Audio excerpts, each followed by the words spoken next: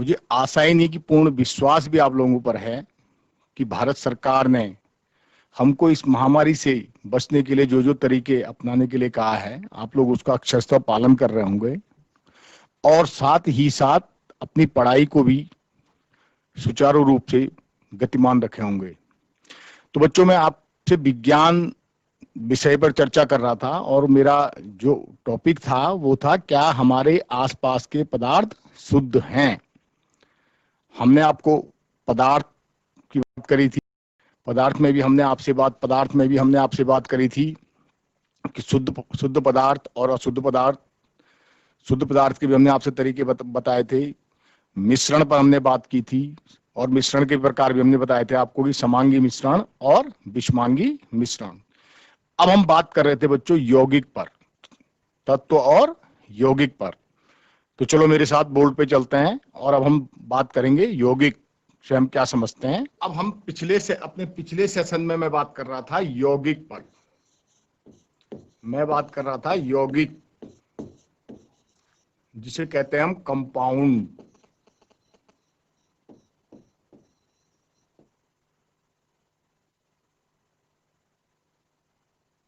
यौगिक पर हम बात कर रहे थे। तो मेरे साथ इसकी परिभाषा आप लिखेंगे, जब दो या दो से अधिक शुद्ध पदार्थ, देखो जब दो या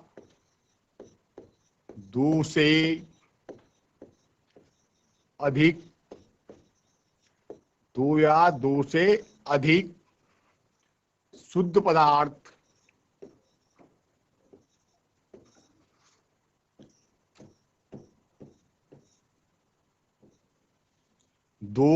जब दो या दो से अधिक शुद्ध पदार्थों को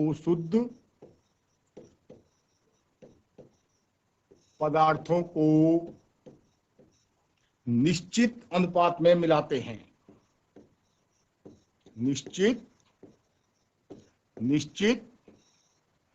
अनुपात में मिलाते हैं, निश्चित अनुपात में मिलाते हैं,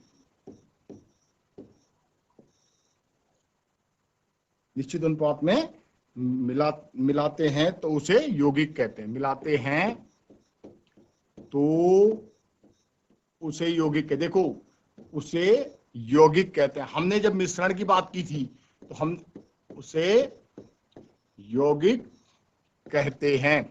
हमने जब मिश्रण की बात करी थी तो मिश्रण पे हमने बात की थी किसकी, हमने कहा था यहाँ पर देखो मिश्रण में हम शुद्ध पदार्थ में कोई, यहाँ पर हम निश्चित अनुपात ले रहे हैं किसमें, यौगिक में। लेकिन जब हम मिश्रण की बात कर रहे थे तो हम वहां पर कोई निश्चित अनुपात नहीं ले रहे थे, हम किसी भी अनुपात में उसको ले रहे थे, ठीक है ना। और जो अगली चीज इसमें इंपॉर्टेंट है, इसमें नया पदार्थ बनेगा और उसके गुण मिलाए गए पदार्थों के गुणों से भिन्न होते हैं। देखो ठीक है, जब हम दो पदार्थों को मिलाएंगे तो इससे क्या होगा, इससे नया पदार्थ बनेगा, इससे नया पदार्थ बनेगा,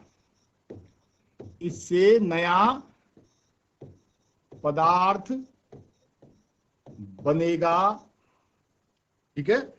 और उसके गुण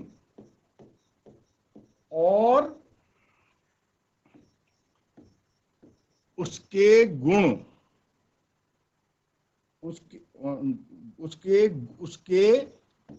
गुण मिलाए गए पदार्थ से भिन्न होंगे, उसके गुण मिलाए गए पदार्थ के गुणों से भिन्न होते हैं।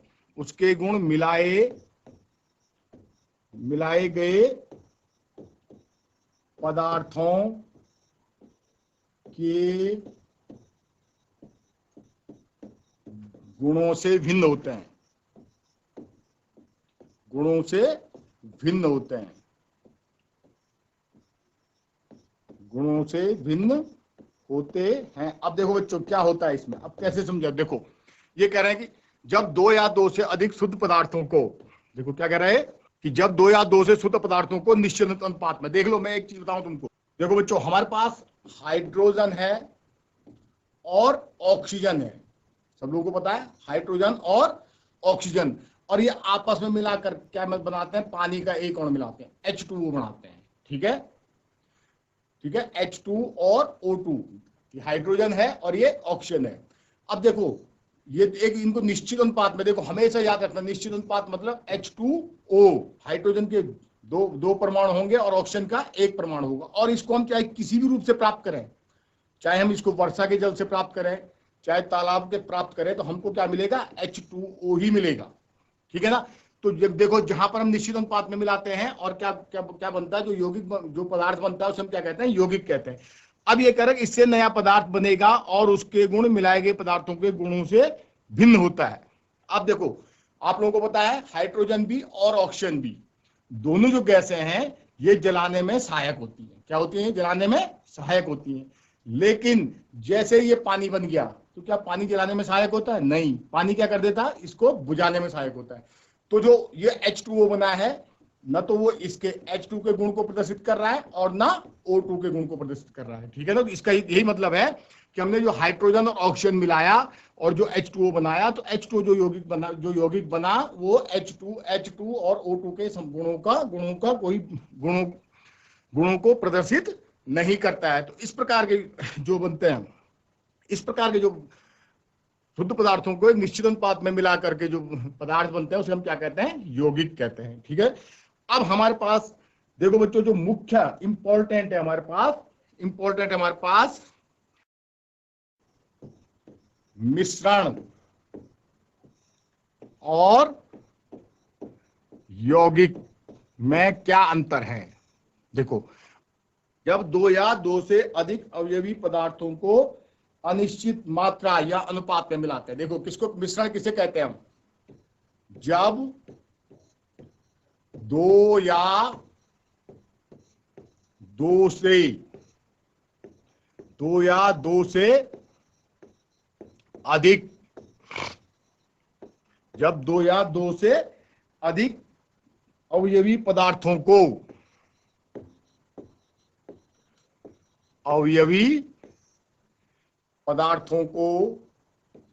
दो या दो से अधिक अवयवी पदार्थों को अनिश्चित मात्रा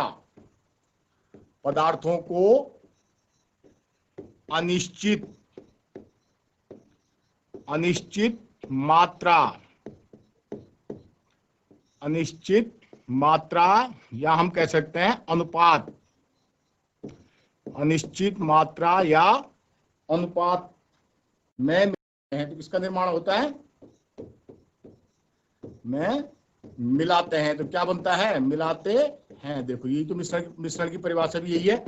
क्या है मिश्रण की परिभाषा, जब दो या दो से अधिक अवयवी पदार्थों को अनिश्चित मात्रा या अनिश्चित अनुपात में मिलाते हैं। तो आप लोगों को पहले भी हमने बता दिया कि जब मिश्रण बनता है तो जो अवयवी पदार्थ या जिन दो पदार्थों को मिलकर के मिश्रण बनता है उनका कोई निश्चित अनुपात नहीं होता है। जबकि ठीक इसका उल्टा क्या होगा, जब दो या दो से अधिक अवयवी पदार्थों को कैसे मिलाते हैं हम, देखो जब दो या दो से अधिक अवयवी पदार्थों को, दो या दो से अधिक अवयवी पदार्थों, दो या दो से अधिक अवयवी पदार्थों को निश्चित मात्रा या अनुपात में मिलाते हैं। तो यही तो हमारी, अब देखो यहां पर एक बार मैंने पहले भी आपसे बात कर ली और फिर बात कर रहा हूं, देखो तो यही हमारे यौगिक और मिश्रण की परिभाषा भी है। जब दो या दो से अधिक अवयवी पदार्थों को निश्चित मात्रा या अनुपात में मिलाते हैं तो तब क्या बनता है, यौगिक बनता है। तो देख लो मुख्य अंतर है जो इसमें ये समझने की जरूरत है। देखो मिश्रण यहां पर बात कर रहा हूं कैसा है, अनिश्चित मात्रा या निश्चित अनुपात में मिलाते हैं और तब जो पदार्थ बनता है उसे हम क्या कहते हैं, मिश्रण कहते हैं। और यहाँ पर क्या कर रहा हूं मैं कि जहां पर यौगिक कैसे बनता है, निश्चित मात्रा या निश्चित अनुपात में तो ये क्या मिलाए जाते हैं, अवयवी पदार्थ मिलाए जाते हैं। और यहाँ पर देख लो ये अवयवी पदार्थ कैसी मात्रा में मिलाए जाते हैं, अनिश्चित मात्रा में, कोई निश्चित अनुपात नहीं होता है। तो तब जो पदार्थ बनता है उसे मिश्रण कहते हैं, जहां पर निश्चित अनुपात में अवयवी पदार्थों को मिलाया जाता है। तो वहां पर क्या कहते हैं, उसको हम यौगिक कहते हैं। पदार्थ केवल मिश्रण बनाने के लिए मिलते हैं। देखो जो अवयवी पदार्थ, देख लो बच्चों, दूसरा गुण है अवयवी पदार्थ केवल मिश्रण बनाने के लिए मिलते हैं। केवल मिश्रण बनाने के लिए मिलते हैं। केवल मिश्रण, मेरे साथ लिखना भी शुरू करो, अच्छे से नोट्स बन जाएंगे आप लोगों के। अवयवी पदार्थ केवल मिश्रण बनाने के लिए मिलते हैं। बनाने के लिए मिलते हैं।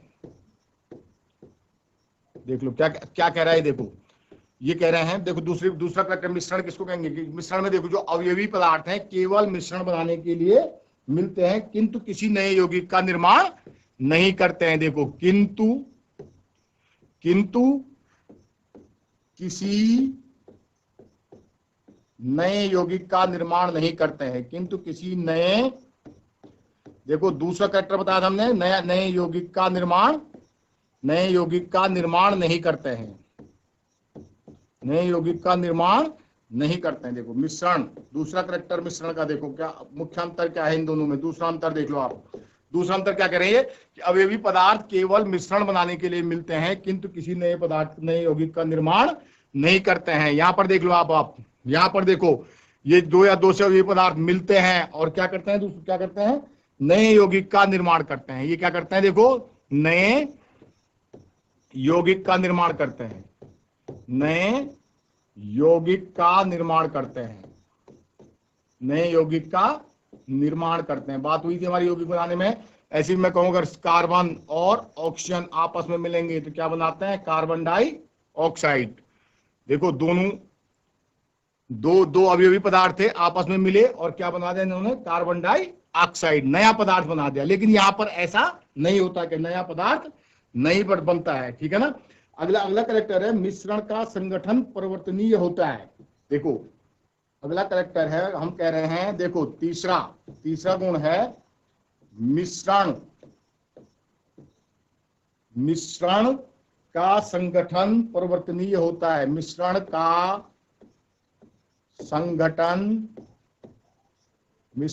संगठन परिवर्तनीय होता है। परिवर्तनीय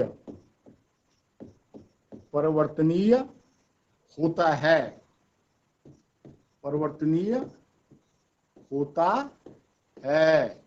अभी बात करते हैं इस पे। इसमें देखो क्या होता है, नए पदार्थ का संगठन अस्थायी होता है। देखो नया गुण देखो, नए पदार्थ का संगठन अस्थायी होता है। नए पदार्थ का संगठन अस्थायी होता है। अब देखो समझो इसको क्या क्या क्या कहना चाह रहे हैं हम।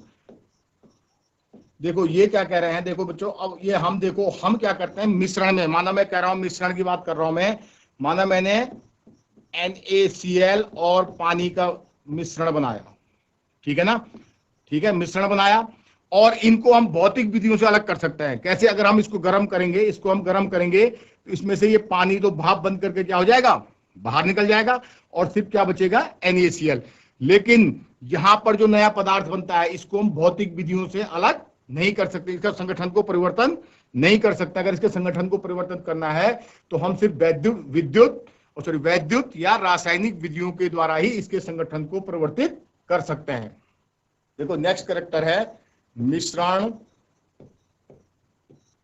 संगठन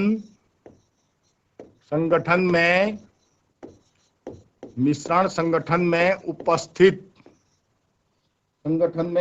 उपस्थित पदार्थों के गुणधर्म को प्रकट करता है।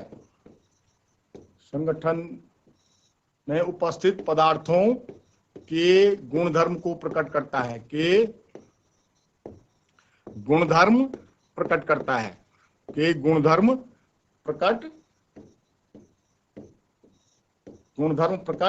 है। देखो, और ये कह रहे हैं कि नए पदार्थों के गुणधर्म संगठन के पदार्थों के गुणधर्म से भिन्न होते हैं। देखो, नए पदार्थ के गुणधर्म गुणधर्म संगठन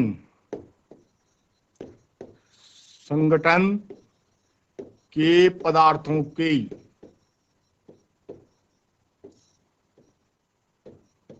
गुणधर्म से भिन्न होता है, के गुणधर्म से भिन्न होता है, के गुणधर्म से भिन्न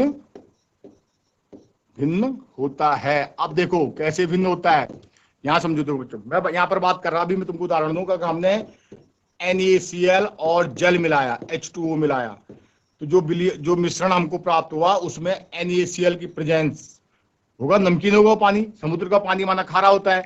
इट मीन जो संगठन वाला पदार्थ है उसका गुणधर्म जो यौगिक बना उसमें भी जो नया यौगिक तो बनेगा, मिश्रण में भी ये NaCl के गुणधर्म और H2O के गुणधर्म होते हैं। यहाँ पर मैंने कहा था कि अगर हम हाइड्रोजन और ऑक्सीजन को मिलाते हैं और क्या बनता है, H2O माना पानी बनता है। तो देखो 1/2 O2 है, तो देखो हमने कहा कि हाइड्रोजन ज्वलनशील गैस है, ऑक्सीजन भी जलने में सहायक गैस है, जबकि जो पानी बन रहा है ये जलने में सहायक नहीं है। मतलब H2 के और O2 के जो ये संगठन के पदार्थ हैं, इनके कोई भी गुण H2 प्रदर्शित नहीं करता है। तो ये एक अंतर हो गया।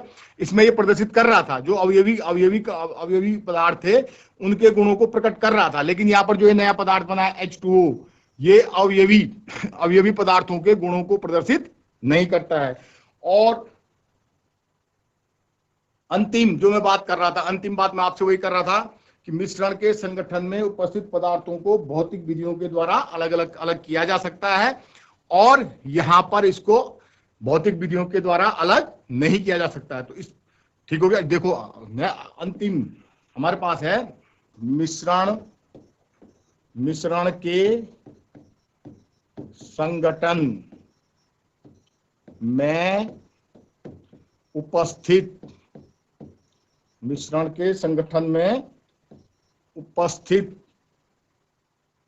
पदार्थों को किस विधि से, भौतिक विधियों से अलग किया जा सकता है, भौतिक विधियों द्वारा अलग किया जा सकता है, भौतिक विधियों द्वारा अलग किया जा सकता है, भौतिक विधियों द्वारा अलग किया जा सकता है। इसको हम सिर्फ केवल किन इसको देखो, भौतिक विधियों से अलग नहीं किया जा सकता है, सिर्फ किन विधियों से अलग किया जा सकता है, वैद्युत तथा रासायनिक विधियों के द्वारा, वैद्युत तथा रासायनिक विधियों के द्वारा अलग किया जा सकता है, वैद्युत तथा रासायनिक विधियों के द्वारा अलग किया जा सकता है। ठीक हो गया बच्चों। तो इस तरह से ये हमारे पास देखो, हमने अभी तक चर्चा करी आपसे, देखो हमने पदार्थ की आपसे चर्चा की, अशुद्ध पदार्थ और शुद्ध पदार्थ की चर्चा की, फिर हमने आपसे मिश्रण की चर्चा की, और मिश्रण, समांगी मिश्रण और विषमांगी मिश्रण पर आपसे बात की, फिर यौगिक पर बात की। ठीक हो गया। और यौगिक और मिश्रण में अंतर स्पष्ट हुआ। तो मुझे उम्मीद है कि आप लोगों ने ध्यान से दिया हो और इसको एक बार फिर से आप लोग पढ़ेंगे, और मैं अपने नेक्स्ट सेशन में अब आप लोगों के साथ शुरू करूंगा विलयन। धन्यवाद।